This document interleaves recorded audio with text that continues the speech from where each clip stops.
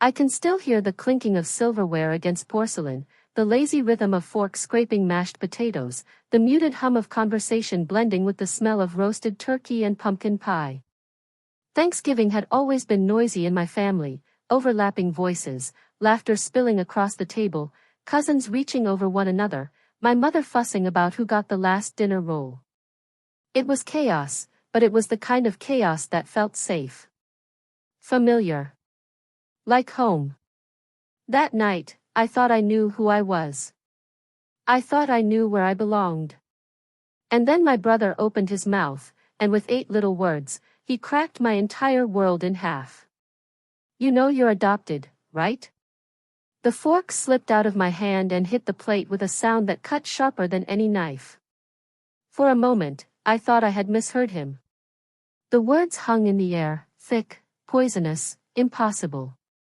Around me, the table went silent. The chatter, the laughter, the comfort, gone. It was like someone had pulled the oxygen from the room. I looked up, my heart pounding in my ears. My brother's smirk told me he meant every syllable. He wasn't joking. His eyes had that glint, that cruel satisfaction of someone who wanted to wound, not tease. Stop it, I said quickly, my voice breaking in a way that betrayed my fear. That's not funny. But nobody laughed. My mother's hands froze midair, her spoon hovering above the sweet potatoes. My father stared down at his plate, suddenly fascinated by the peas he hadn't touched. My aunt looked uncomfortable, her gaze darting between us like she was trapped in the wrong room. The silence wasn't denial. It was confirmation. Something inside me began to unravel. What are you talking about? I whispered, my throat tight. My brother leaned back in his chair, crossing his arms. Guess they never told you. Figures. Thought I'd save you the trouble of living a lie. I wanted to scream at him. I wanted to tell him to shut up. But my voice was gone, strangled by the weight of his words.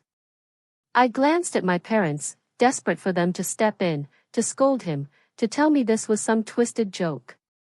All they had to do was laugh, wave it off, call him an idiot, and I'd believe them. But they didn't.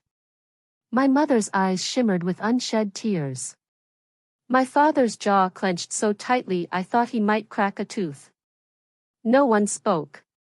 The silence screamed louder than anything they could have said. And in that silence, the first fracture appeared in everything I thought I knew. My chest tightened as if invisible hands were squeezing the air out of me. Adopted? The word echoed in my head, foreign and terrifying. Adopted. Like my entire identity had been swapped out without my consent. Adopted. Like my family wasn't really mine. I stared at the faces around the table, people who were supposed to be my blood, my anchor, my everything. Suddenly, they looked like strangers wearing masks. Had every hug, every "I love you," every bedtime story been built on a lie? Say something, I finally managed to choke out, my voice trembling. Please. Tell me he's lying. But no one did. The silence stretched on, long enough for me to realize the truth was there, buried in their guilty eyes. My brother leaned forward, his smirk widening, feeding off my confusion and pain. He had wanted to hurt me, and he had succeeded.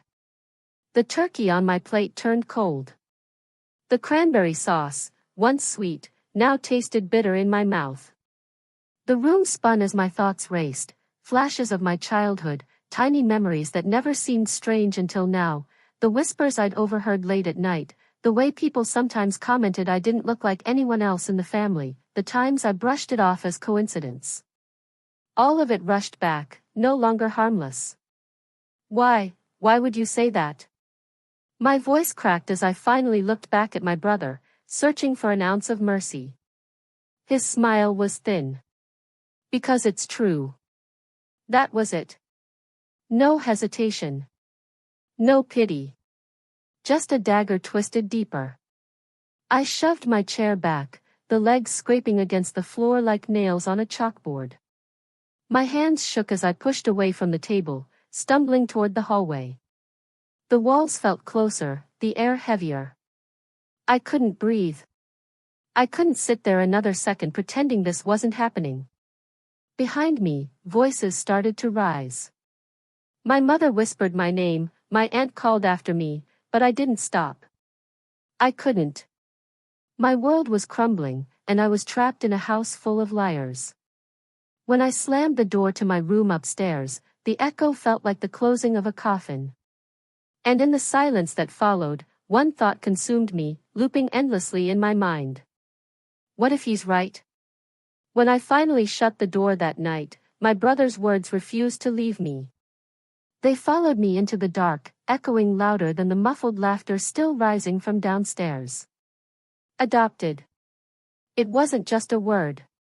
It was a wrecking ball, smashing through every memory I thought was safe. And the cruelest part? The more I thought back, the more cracks I started to see. I remembered my 5th birthday. Mom had made me a cake shaped like a castle, with frosting towers and little candy windows. Everyone sang so loud that the neighbors probably heard. I'd blown out the candles, cheeks red from excitement, and in that moment I had felt like the center of their universe. But now, I wondered. Did they look at me differently, even then? Did my mom sing a little louder to cover the guilt? I remembered the first time Dad taught me to ride a bike. His hands had steadied the seat, his voice calm and certain behind me, "Don't look down. Trust yourself. I've got you." I could still hear the crunch of gravel, the wobble of the handlebars, the rush of freedom when his hand finally let go. Back then, I believed those words. I believed he had me. But lying in bed now, I couldn't stop asking, did he ever really have me? Or was he pretending all along? It's strange how memory works. Once suspicion is planted, it grows like ivy, twisting around everything you thought was solid. I remembered family vacations, crowded cars packed with snacks, music blasting, everyone singing along off-key. I remembered the feel of sand between my toes, Mom chasing us down the beach with sunscreen, Dad lifting me onto his shoulders to see fireworks on the 4th of July. Happy moments, yes, but now tainted. Because what if behind their smiles, there had been whispers? What if every time someone said, "She doesn't look much like her brother," they exchanged a glance, a silent confirmation of the secret? And then there were the things I had brushed off back then. Like the time I was 7 and overheard 2 relatives talking in the kitchen. "She's lucky, you know. They gave her such a good life." I'd walked in, and they'd frozen, their faces pale. One of them quickly changed the subject, asking me if I wanted more pie. I didn't think much of it then. But lying in bed that night after Thanksgiving, the memory played back crystal clear. They gave her a good life. Who says that about a biological child? Or the time in middle school when a neighbor said, "You're such a sweet girl. No wonder they picked you." Picked. Like I was something off a shelf. I'd laugh nervously and run back inside, embarrassed but not understanding why. Now, years later, the weight of those words crushed me. And my brother, how many times had he teased me about not belonging? Back then I thought it was just sibling cruelty, the way brothers sometimes go too far. But looking back, his insults carried an edge sharper than I realized. "You don't even look like us. You're probably adopted." He'd laughed when he said it. I'd laughed too, pretending it didn't sting. But maybe he wasn't joking. Maybe he had known the truth all along. As I replayed these fragments, something inside me shifted. I wasn't just grieving the betrayal. I was grieving the version of myself that believed I belonged, unquestioned and unconditional. I curled up under the blanket, staring at the ceiling as shadows from the window stretched across the walls. For the first time in my life, I felt like an intruder in my own story. Have you ever had a moment where everything you thought was stable suddenly feels like quicksand? Where your past, your memories, even your identity starts to blur at the edges? That's what it felt like. Like my entire life had been built on a foundation of sand, and now the tide was rushing in. Still, some memories resisted the cracks. Like Mom kissing my scraped knees, whispering, "You're my brave girl." Like Dad carrying me inside when I fell asleep on the couch, the smell of his aftershave lingering as I was tucked into bed.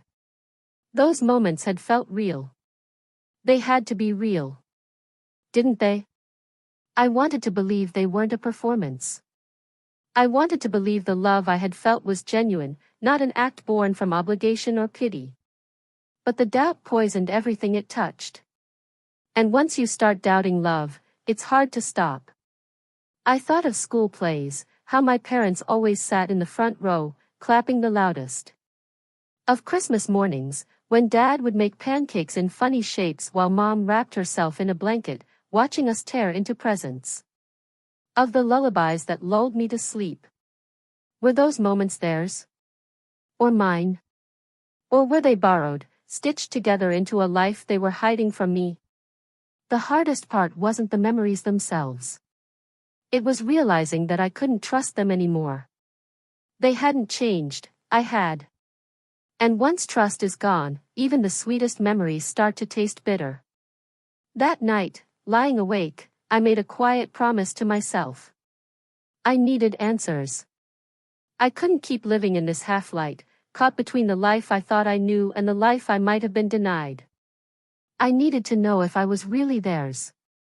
And more terrifying than that, I needed to know if I ever truly belonged.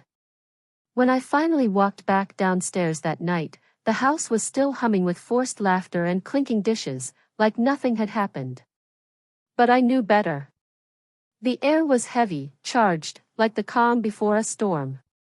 Every glance lingered too long, every smile felt brittle, every silence too sharp. My brother sat across from me, still chewing a piece of turkey like he hadn't just detonated a bomb in the middle of the table. His smirk was gone, but the damage was already done. I slid back into my chair slowly, my body tense, my eyes darting from face to face. My parents looked everywhere but at me. My aunt shifted uncomfortably in her seat.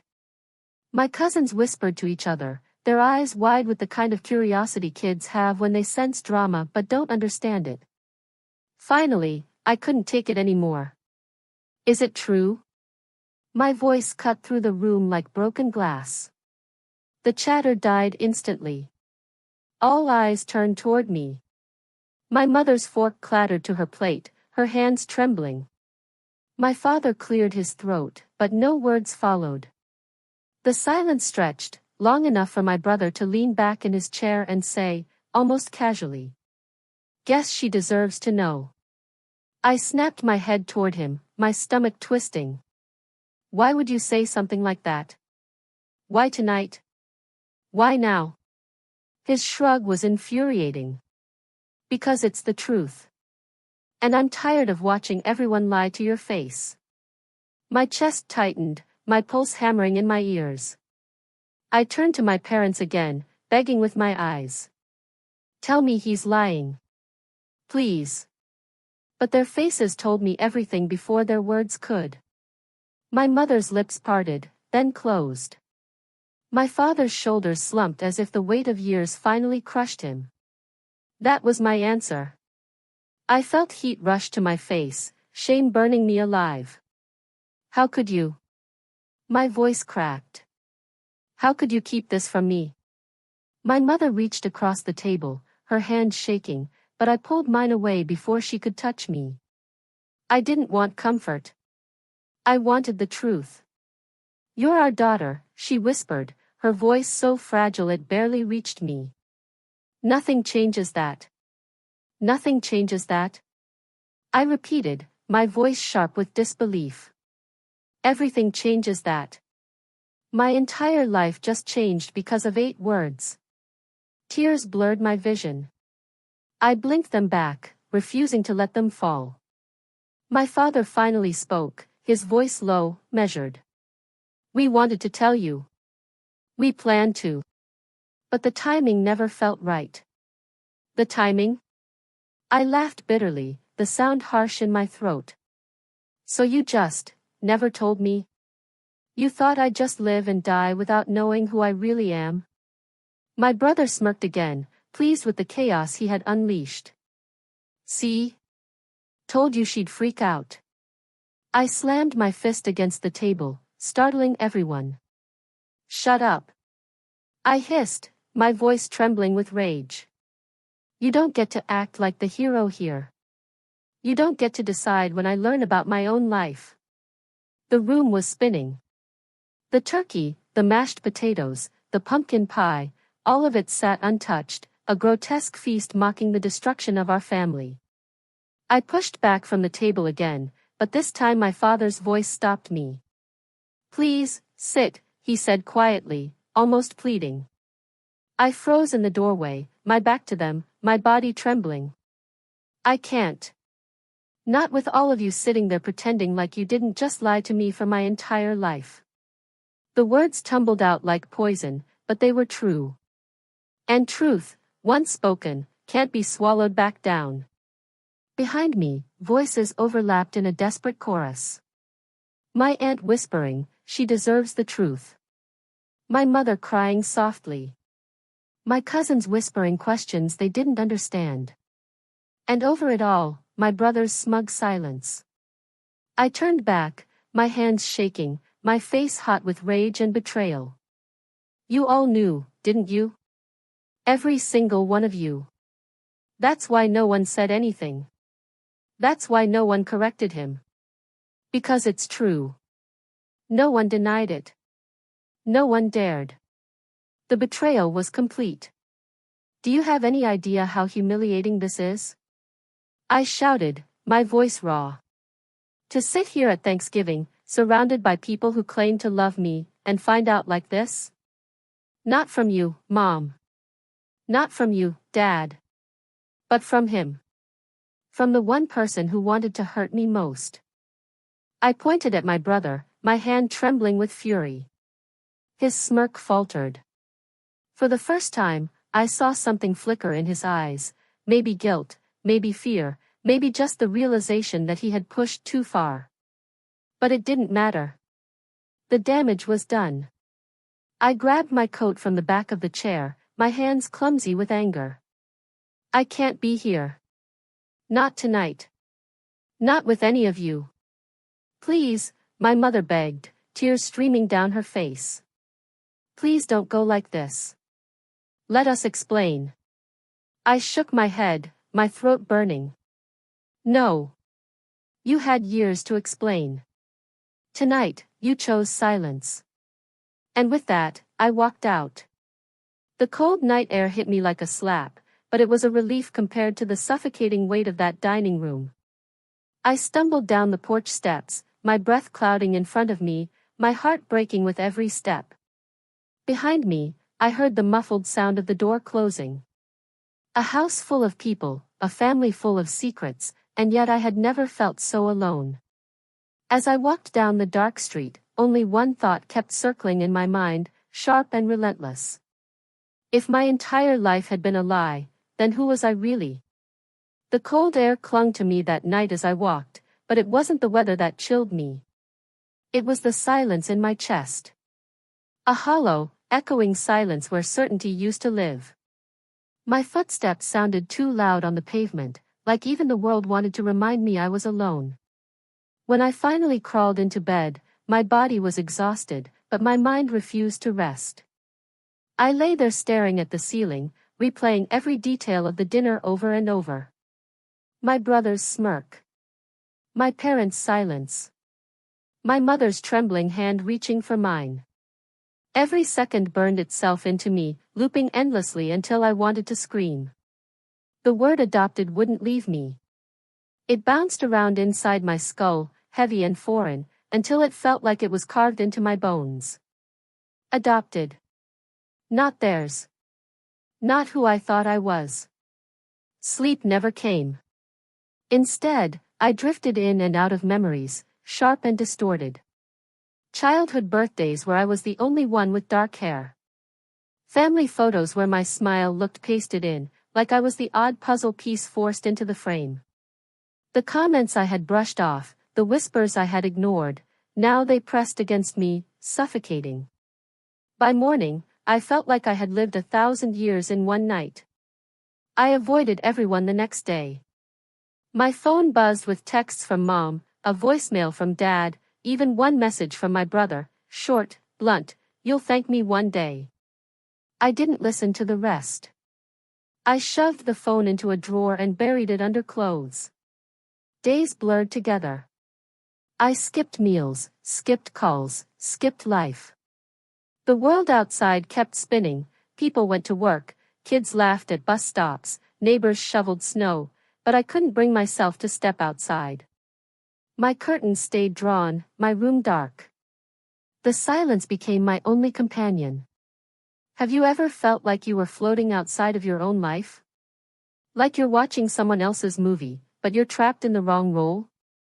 That's how it felt. Like I was suddenly a stranger in my own skin. I'd catch my reflection in the mirror and just stare. My eyes, my face, my body, all of it felt disconnected, borrowed, like it didn't belong to me. I searched for traces of my parents in my features. Did I have Dad's nose? Mom's smile? Or had I spent years convincing myself of similarities that weren't there? The worst part wasn't the doubt. It was the loneliness. My friends texted, asked why I wasn't coming to class or why I skipped work shifts. I typed out lies, "I'm sick, I'm just tired," then deleted them before hitting send. Because how could I explain the truth? How do you tell someone, "I don't know who I am anymore"? Nights were the hardest. The house was too quiet, my thoughts too loud. I lay awake, staring at the shadows on the ceiling, my chest heavy with questions. Who were my real parents? Did they want me? Did they abandon me? Did they even know I existed?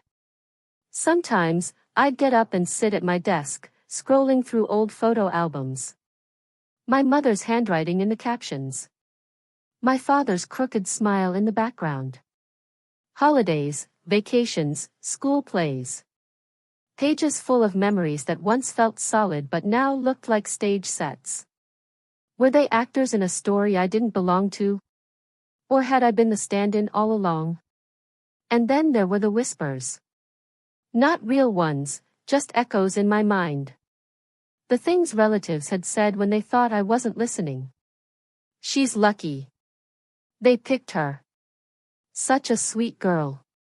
Words that once seemed harmless now weighed like chains around my neck. I stopped eating with my family. I avoided the kitchen when I heard footsteps. Meals were left outside my door, untouched. Sometimes I heard my mom crying softly in the living room. Once, I caught my dad standing outside my door, his shadow under the crack, but he didn't knock. He just stood there, silent, before walking away. And through it all, my brother was silent. No apology. No acknowledgement. Just silence. Which, in some ways, was worse. Because silence leaves space for imagination. And my imagination was merciless. What if this was the reason he hated me? What if every fight, every cruel word, every smirk was because he knew something I didn't? Had I been the outsider all along, the replacement child, the one he never accepted? The questions stacked higher and higher until they crushed me. By the third sleepless night, I broke. I sat on the floor, my back against the bed, hugging my knees to my chest. My body shook, sobs tearing through me in waves. I pressed my hand against my mouth to keep quiet, as if even the walls didn't deserve to hear how broken I was. In that moment, I realized something terrifying. This secret wasn't just about my past. It was rewriting my present. It was stealing my future. I couldn't trust my parents, my brother, my memories, even my own reflection. What was left to trust? But in the middle of the breakdown, another thought flickered through the cracks, fragile but persistent. If I couldn't trust them, I would have to find the truth myself. The idea terrified me. But it also gave me something I hadn't felt in days: direction. I wiped my tears with trembling hands, my chest still aching. I didn't know what the truth would look like, or whether it would heal me or shatter me completely. But I knew I couldn't keep drowning in doubt. If I was adopted, I needed proof. If I wasn't, I needed peace. Either way, I couldn't live in the limbo of silence anymore. That's when I decided I would take a DNA test. The decision felt like jumping off a cliff. One click on a website, one small tube of spit, and my entire life could be rewritten in black and white. That night, with my laptop glowing in the darkness, I hovered over the Order Kit button. My hands trembled, not from the cold but from the weight of it. I thought of my parents downstairs, maybe asleep, maybe whispering about me behind closed doors. I thought of my brother, smug and silent. And I thought of myself, the girl caught in between, half-truths pulling at her like invisible strings. Finally, I clicked. The confirmation email popped into my inbox, a neat little receipt for the unraveling of my identity. Delivery estimated in 5 to 7 business days. I stared at the screen for a long time, my chest hollow, before shutting the laptop. 5 to 7 days. It might as well have been a lifetime. The kit arrived in a plain cardboard box, unassuming, like it didn't know it carried the weight of my world inside. My hands shook as I opened it, peeling back the instructions and the sterile tube. It all felt so clinical, so cold, for something so deeply human. I sat at my desk, staring at the little vial. It was ridiculous, really. My entire existence, my belonging, my bloodline, reduced to a bit of saliva in a plastic tube. Still, I followed the instructions. Spit. Seal. Shake. Pack. Each step felt heavier than the last. By the time I pressed the box closed, my heart was racing. Dropping it into the mailbox was like handing over a piece of my soul to strangers. The metallic clang of the lid echoed in my ears long after I walked away. And then came the wait. If the nights before had been sleepless, these nights were unbearable. Every hour stretched like a century. My thoughts circled endlessly, cruel and relentless. What if I wasn't theirs? What if my biological parents were alive, searching for me? What if they had abandoned me? What if they hadn't wanted me at all? The possibilities pulled me in every direction. Some nights, I fantasized about a reunion, a mother with eyes like mine, a father whose smile explained my own. I imagined them waiting, longing, ready to welcome me home. Other nights, the fantasies curdled into nightmares.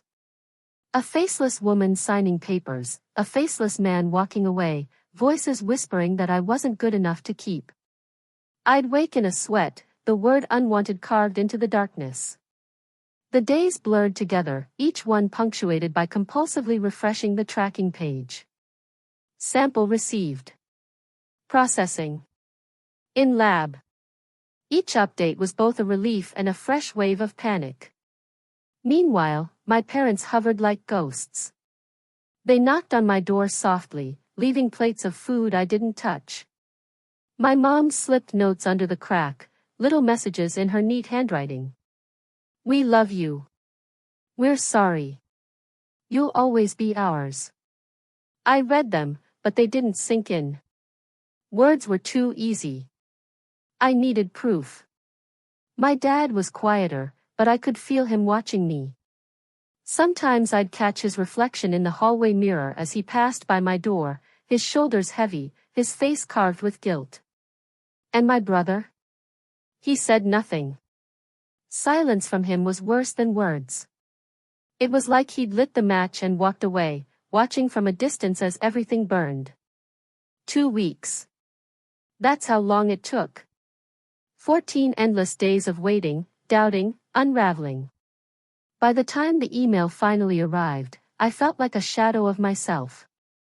Your results are ready. The subject line might as well have been written in blood. My hands shook as I clicked it open.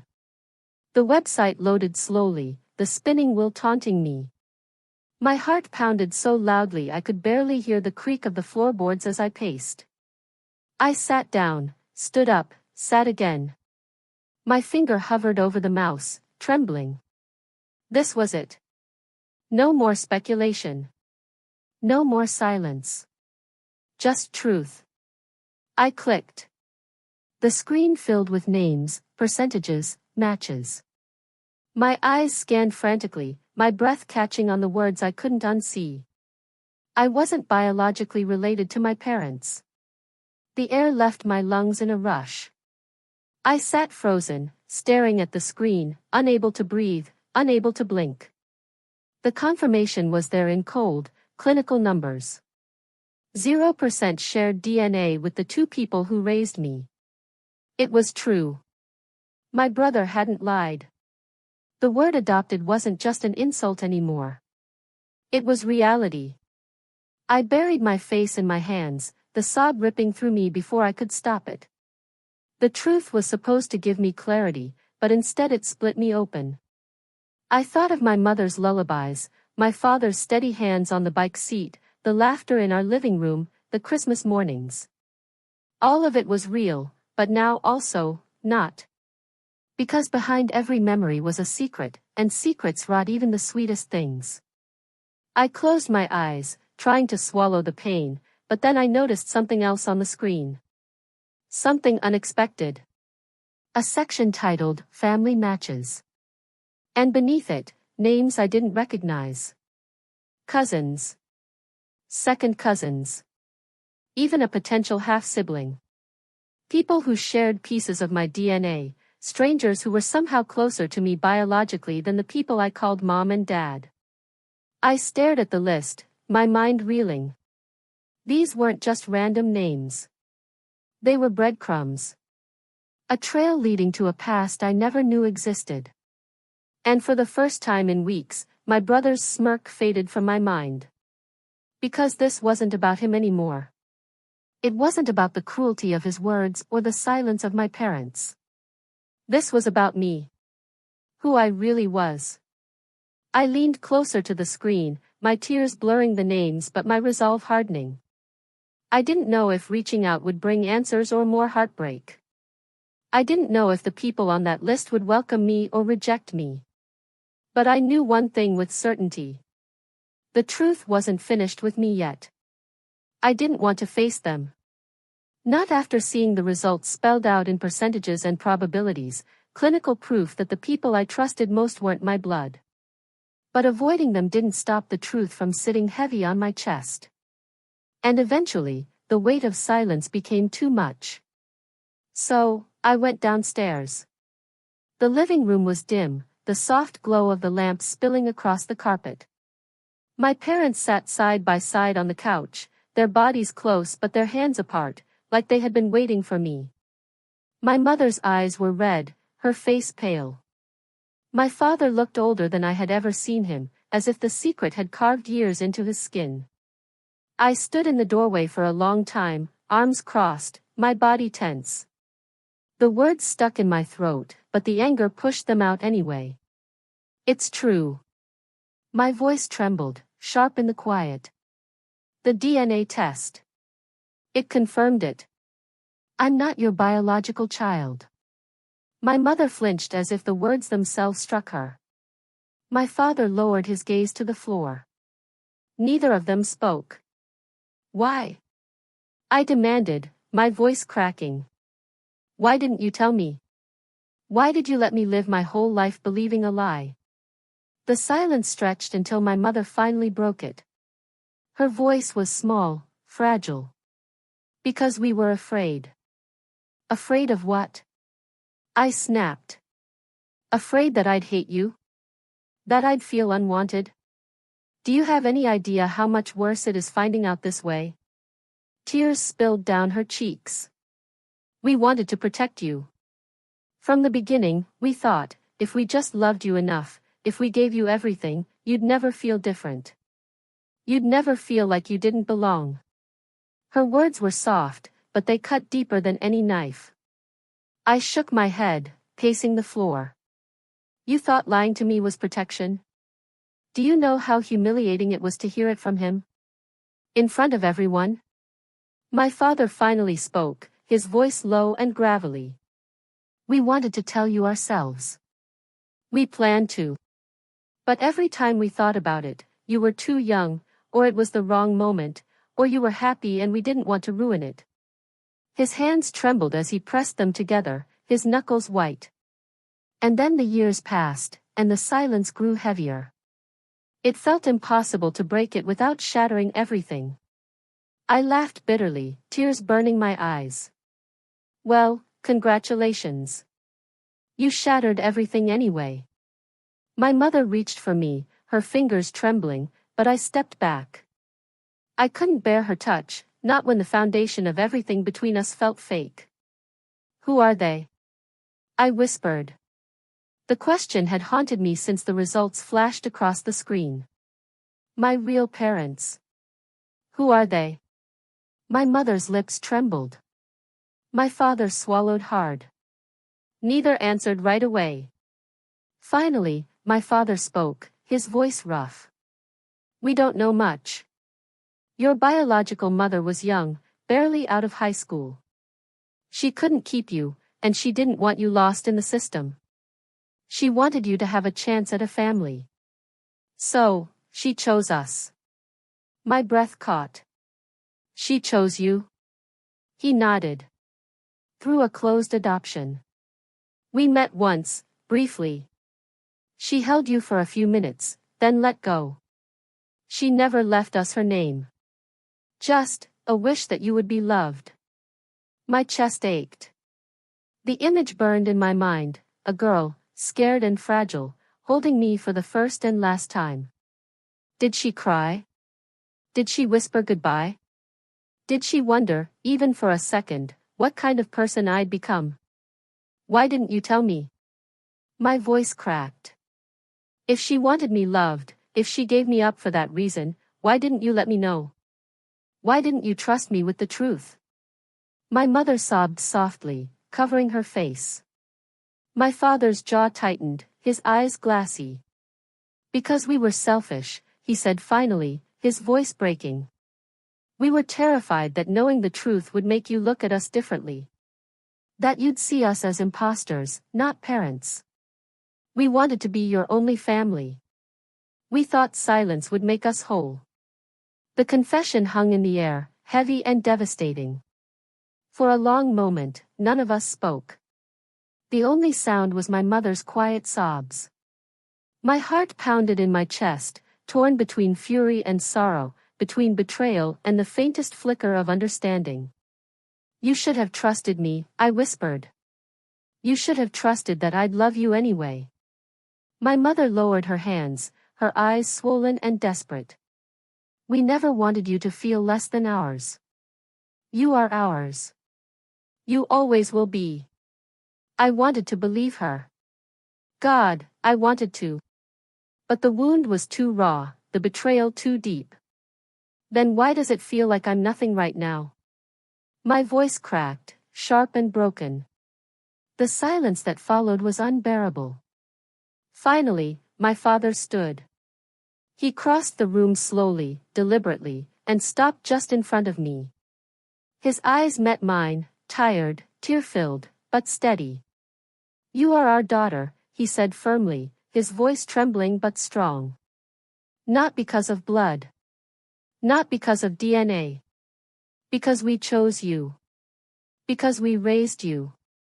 Because every scraped knee, every bedtime story, every moment of your life, we were there. That's what makes us your parents. Not biology. Not secrets. Us. Tears blurred my vision. My throat ached with the effort of holding back sobs. I wanted to scream. I wanted to collapse. I wanted to believe him. But all I could do was stand there, torn in two, my heart caught between love and betrayal. And then my mother's voice, soft but fierce, broke through. We failed you by hiding the truth. And we'll spend the rest of our lives making it right. If you hate us, we'll accept that. If you need distance, we'll give it. But please, don't doubt that you are loved. That's the only truth we never kept from you. Her words cracked something inside me, releasing a sob I couldn't hold back anymore. I covered my face with my hands as tears poured down, hot and unstoppable. For the first time since Thanksgiving, I let them see me break. My mother reached for me again, and this time, I didn't pull away. Her arms wrapped around me, trembling but certain, her tears soaking into my shoulder. My father's hand rested gently on my back, heavy and grounding. It didn't erase the betrayal. It didn't erase the years of silence. But in that moment, wrapped in their arms, I felt the truth of something deeper. Love can exist even in broken places. And maybe, just maybe, I wasn't as lost as I thought. I avoided him for days. After the confrontation with my parents, I couldn't even bring myself to look at my brother's face. But silence doesn't last forever. Eventually, paths cross, especially in a house filled with tension thick enough to choke on.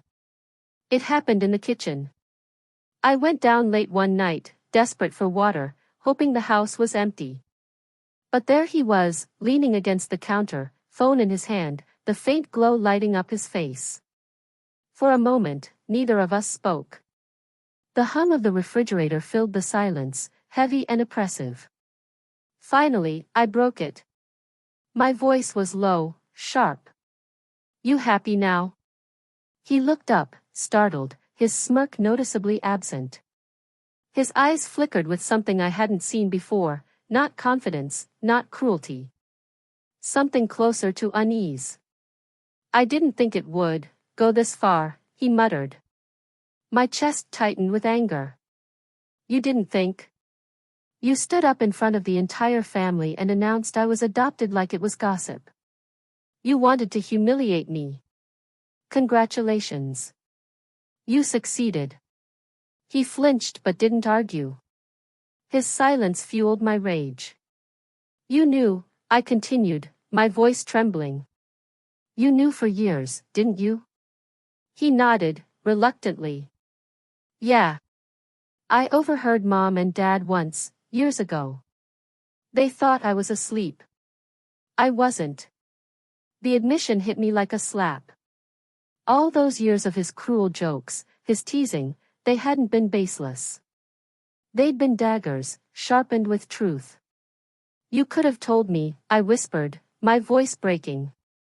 "You could have pulled me aside, given me a chance to hear it from someone who," my throat caught. "Someone who was supposed to be my brother." His eyes dropped to the floor. I was angry. Angry? At me? My laugh was bitter, hollow. For what? For existing? He ran a hand through his hair, restless. "You don't get it. Everything was always about you. Mom and Dad spoiled you, treated you like you were perfect. I was the screw-up, the disappointment. And then I found out you weren't even really theirs. It messed with me. Made me feel like maybe they only loved me less because I was actually theirs." The words stung, not because they were true, but because they revealed just how broken he was. His jealousy had festered for years, twisting into resentment. And when he dropped the truth at Thanksgiving, it wasn't just to hurt me. It was to finally tip the scales in his favor, to watch me crumble the way he always felt inside. But his plan had backfired. I stepped closer, my voice steady now, colder. "So you wanted to ruin me. But all you did was expose the truth, and yourself. You thought it would destroy me, but it only destroyed your own mask." His jaw tightened, his eyes wet though he tried to blink it away. "I didn't mean for it to break you like that." I shook my head. "Don't lie. You meant for it to hurt. You just didn't think about the aftermath. You didn't think about Mom crying every night. You didn't think about Dad walking around like a ghost. You didn't think about me lying awake, wondering if I even deserved to exist. All you thought about was yourself." His lips pressed together, but he didn't argue. The silence was its own admission. For the first time, I saw him not as the cruel older brother who tormented me, but as a boy trapped in his own bitterness. He wasn't proud. He wasn't smug. He was guilty. "Do you regret it?" I asked quietly. His eyes met mine, raw and vulnerable. "Every damn day." The honesty in his voice shook me more than his cruelty ever had. I wanted to feel satisfaction. I wanted to feel vindicated. But instead, I felt something colder, pity. Because regret doesn't erase the wound. It doesn't unsay the words. It doesn't undo the humiliation, the betrayal, the sleepless nights. It just lingers, heavy and useless. I turned to leave, my hand on the doorknob, my voice calm but final. "You wanted to tear me down. Instead, you exposed the truth. And now? You have to live with that." "Not me." Behind me, I heard him exhale, shaky and broken. I didn't turn back. As I walked upstairs, my chest ached with something sharp and unfamiliar. This wasn't closure. This wasn't healing. But it was a shift. The power he once had over me, the power of secrecy, of humiliation, was gone. For the first time, the weight wasn't mine to carry. It was his. And that, more than anything I could have said, was justice. I thought truth would set me free. I thought knowing, finally, undeniably knowing, would quiet the storm inside my chest. It didn't. Truth didn't soothe. It sharpened. It turned soft memories into glass and asked me to walk across them barefoot. In the days after the confrontation with my parents and the kitchen scene with my brother, something inside me caved in. Not dramatically. Not all at once. It was slower, more humiliating, like a roof sagging under too much snow until the beams sigh and give. I stopped answering messages. I stopped opening curtains. I learned the vocabulary of silence, how floorboards speak when no one does, how the refrigerator hum becomes a metronome for the hours you waste, how the air tastes different when you haven't stepped outside in days.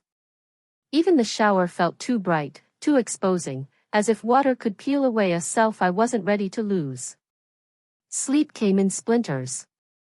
I would drift, then jolt awake, heart racing, mind sprinting toward the same cliff. If I'm not theirs, then who am I? I'd lie there with my hands over my ears like a child, as if I could muffle my own blood. Sometimes I sat on the floor with the laptop open, the DNA site still logged in, the names of strangers bright as constellations I couldn't read. Cousins. Second cousins. A possible half-sibling.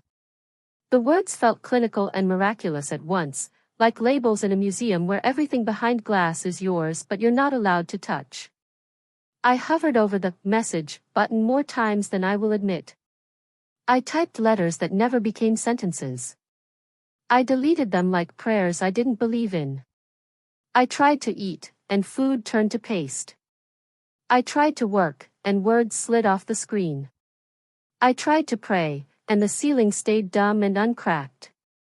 When people say they're falling apart, they usually mean they are crying more than usual, sleeping less than usual, snapping at the dog. But real collapse is quieter. It's an absence.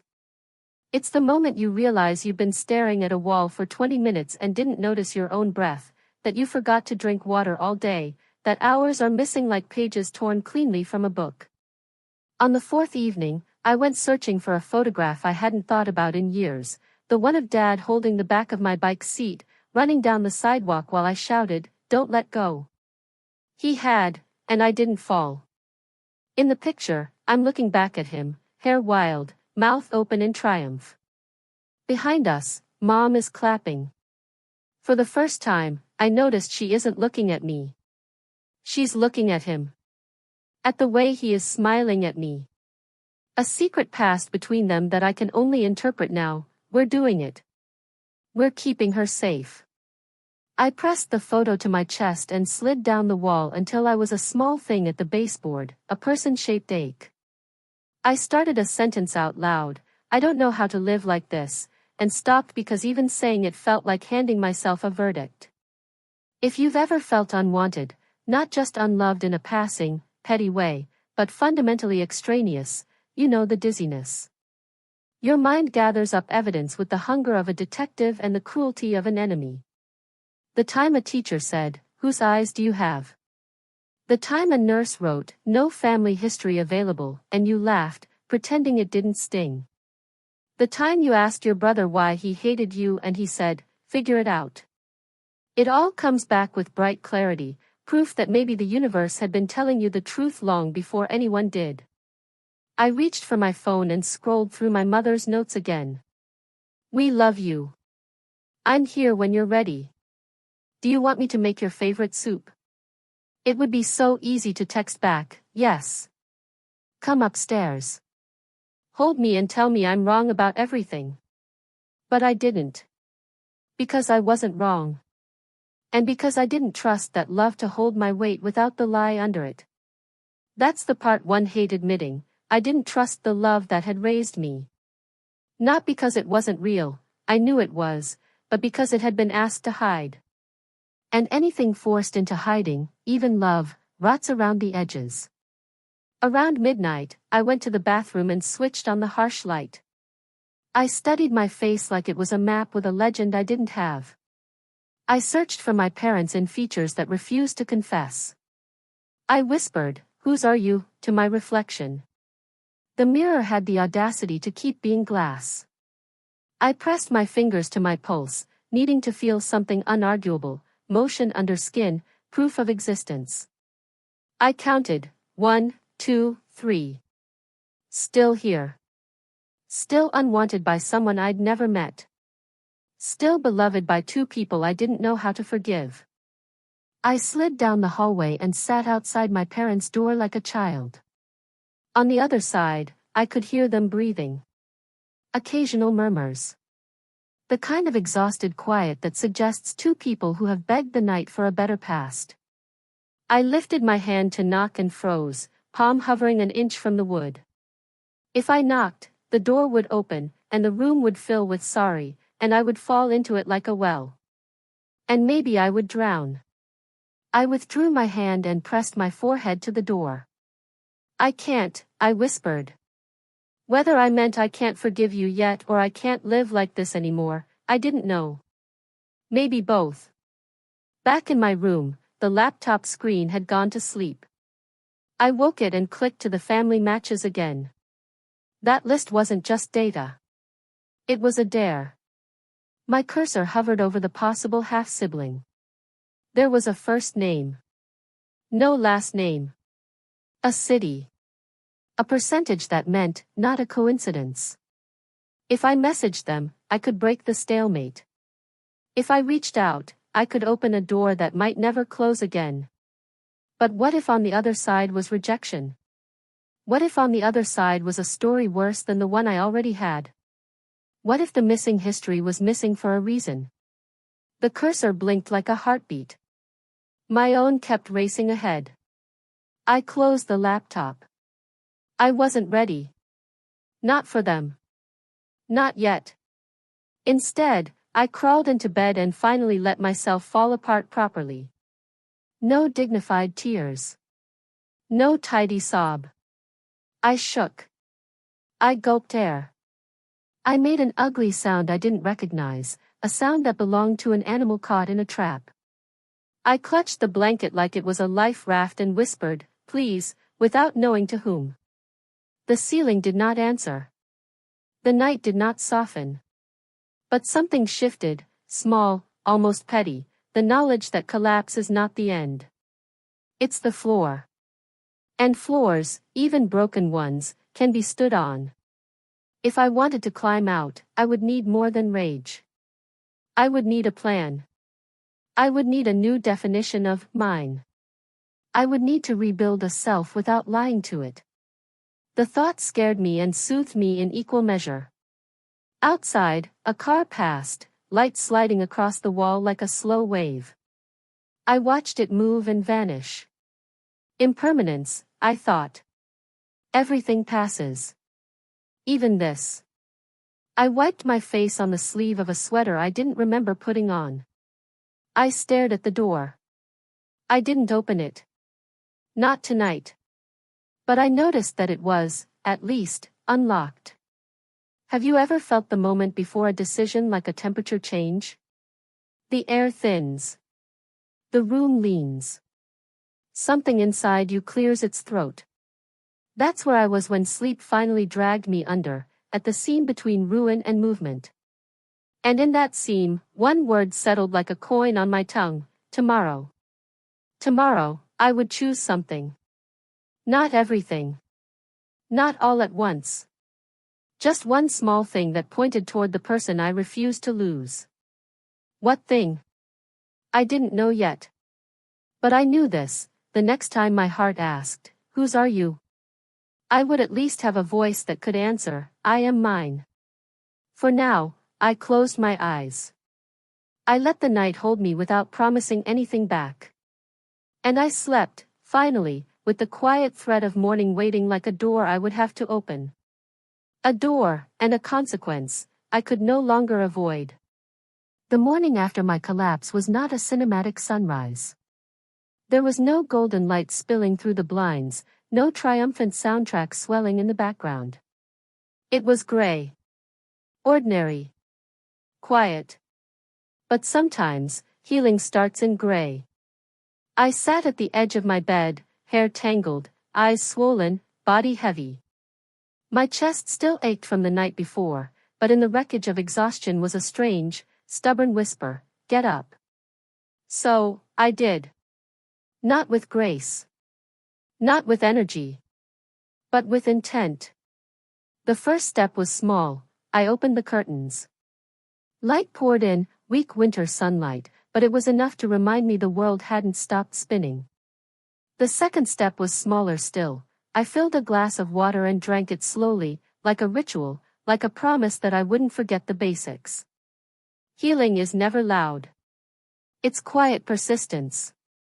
Over the next days, I tried to build new rituals from the rubble. Journaling was the first. At night, instead of staring at the ceiling, I wrote. Angry words. Broken sentences. Whole paragraphs of grief. Some pages were just questions. Why didn't they tell me? Who am I? What happens now?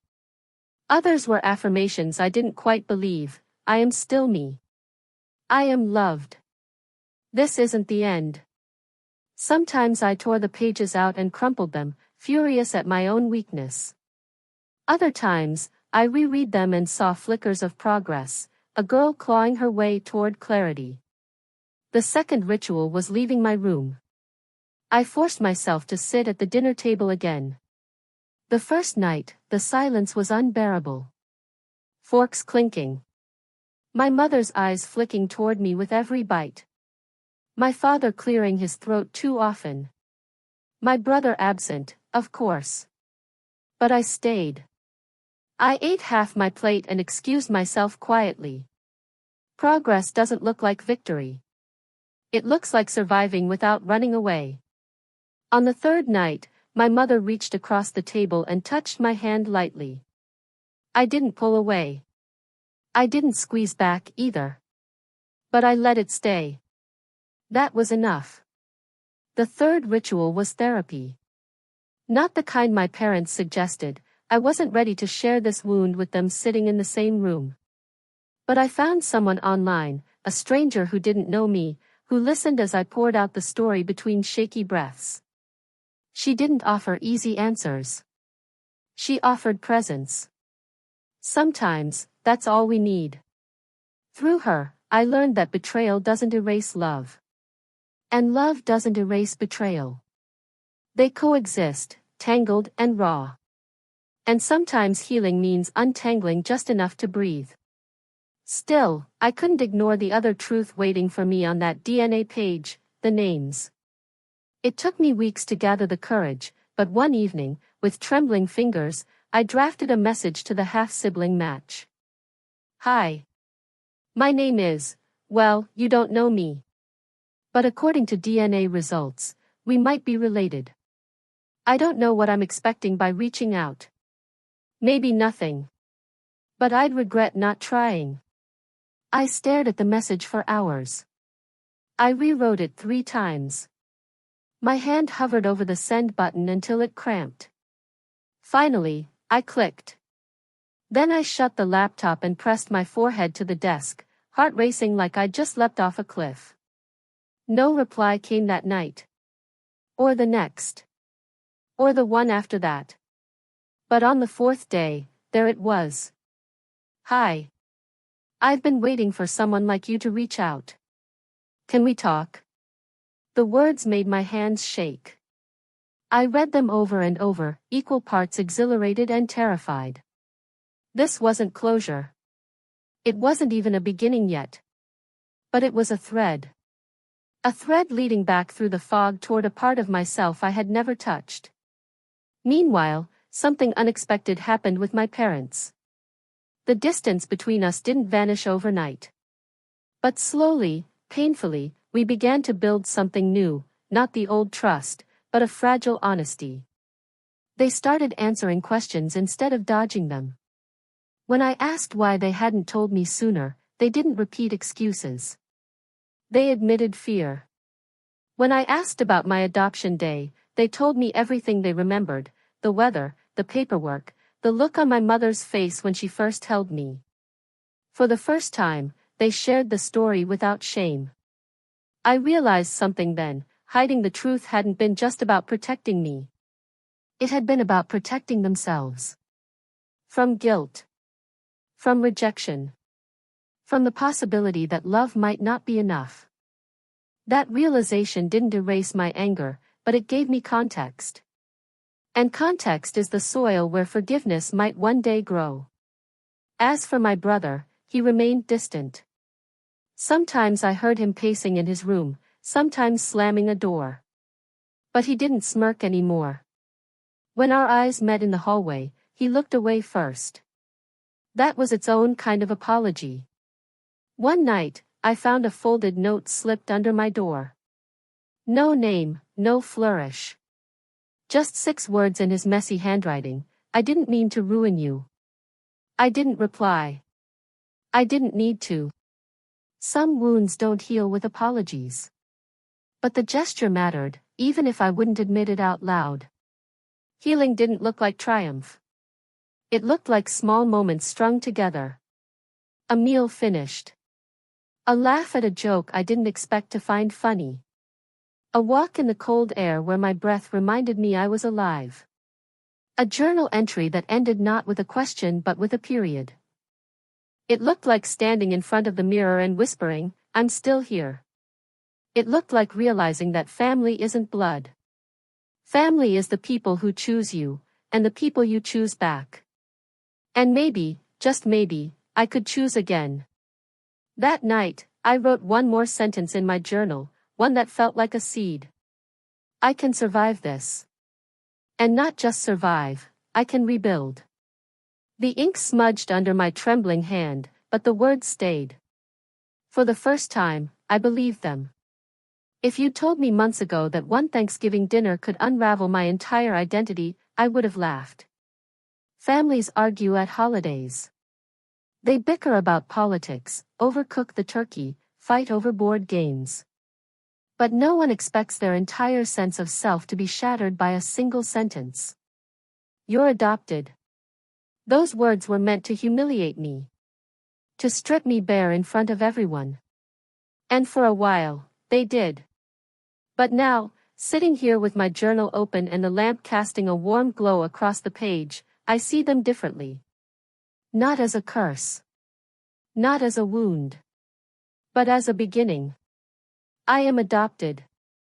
That fact doesn't change who tucked me in at night, or who cheered the loudest at my school plays, or who taught me to ride a bike. It doesn't erase the way my mom's hands smelled of flour after baking, or the sound of my dad's laugh during movie nights. Biology is the blueprint of our existence. But love Love is the house we live in. Still, love isn't perfect. It can falter. It can hide. It can betray. My parents' love was deep, but it was also afraid.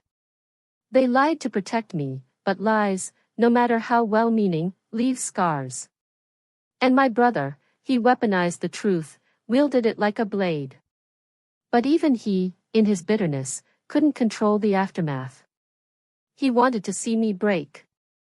Instead, he exposed the cracks in all of us. I don't forgive him yet. Maybe I never will. But I see him now, not as the villain of my story, but as another broken person, carrying his own fractures. That doesn't excuse him. But it makes him human. What I've learned is this: family isn't blood. Family is choice. It's action. It's the people who show up, again and again, even when it's messy, even when it hurts. My parents are not my DNA. They are my history. They are my home. And though they failed me with silence, they also raised me with love. I've also learned that identity isn't something given. It's something built. It's late nights journaling when your hands shake. It's therapy sessions where you admit the things you never said out loud. It's pressing send on a message to a stranger who might be your sibling and realizing that the unknown doesn't have to mean fear. It can mean possibility. And maybe the most important lesson: truth doesn't destroy love. It tests it. If love survives the truth, it becomes something unbreakable. I still don't have all the answers. I don't know if I'll meet my biological family, or if they'll welcome me, or if it will hurt all over again. But I'm not afraid anymore. Because I've discovered something stronger than biology, stronger than secrets, stronger even than betrayal: resilience. Resilience is waking up after nights when you thought you wouldn't. It's opening curtains when the world feels too bright. It's sitting back down at the table where you once stormed away. It's writing your own ending, even when someone else tried to script it for you. Sometimes I wonder what my biological mother would think if she saw me now. Would she recognize herself in my face? Would she regret letting me go, or would she feel peace knowing I was loved? I may never know. But what I do know is this: I am not just the child of her choice. I am not just the child of my parents' silence. I am the sum of every moment, the laughter, the lies, the heartbreak, the healing. And that makes me whole. So here's what I'll leave you with, if you've listened this far. Blood is chance. Love is choice. And when the two collide, when the truth breaks open and you have to decide what to do with it, you learn who your family really is. Mine isn't perfect. It's fractured, scarred, patched together with apologies and regrets. But it's mine. And for the first time since that Thanksgiving night, I can say this without hesitation: I am not lost. I am found. The story doesn't end with my brother's cruelty or my parents' confession. It doesn't end with a DNA result or a message to a stranger. It ends, and begins again, right here, in this moment, with me choosing love. Love for them. Love for myself. Love for the life I am still building. And maybe, that's enough.